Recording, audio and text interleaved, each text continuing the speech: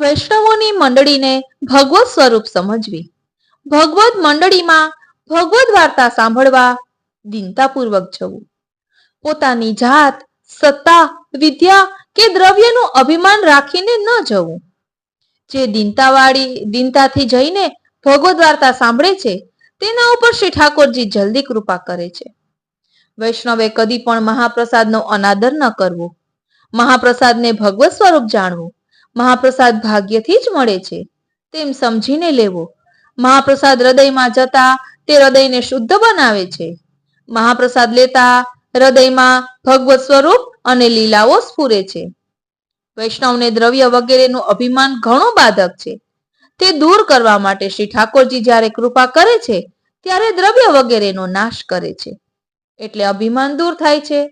દ્રવ્ય વગેરેનો નાશ થાય ત્યારે તેને પ્રભુનો દંડ ન માનતા પ્રભુની કૃપા માનવી. વૈષ્ણવે પોતાના દ્રવ્યનું કદી પણ અભિમાન ન કરવું. જે દ્રવ્ય મળ્યું છે તે ભગવત કૃપાથી મળ્યું છે એમ સમજીને શ્રી ઠાકોરજીની સેવામાં અંગીકાર કરાવવું.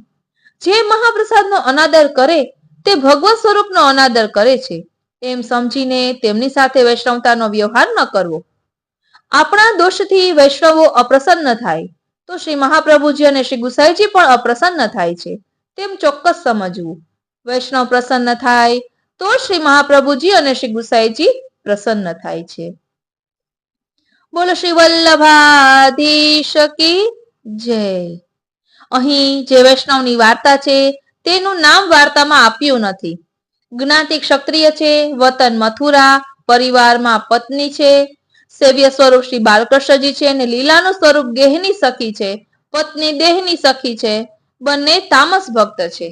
આ રીતે દીનતાથી દામોદર રીઝે એ આ વાર્તા દ્વારા આપણે સમજી શકીએ છીએ. બોલો શ્રી વલ્લભાધીશ કી જય. માટે દીનતા ખૂબ જ જરૂરી છે. એટલે જ દયારામભાઈએ કહ્યું છે, દીનતાના પાત્રમાં મનમાણી મૂકીને ભેટ ભગવંતજીને ધરજો જીરે. વાલા વૈષ્ણવો, હમણાં થોડાક દિવસ પહેલા જ આપણે ભક્તિના પ્રકારને સમજ્યા હતા. નવધા ભક્તિ ને પ્રેમ લક્ષણા ભક્તિ.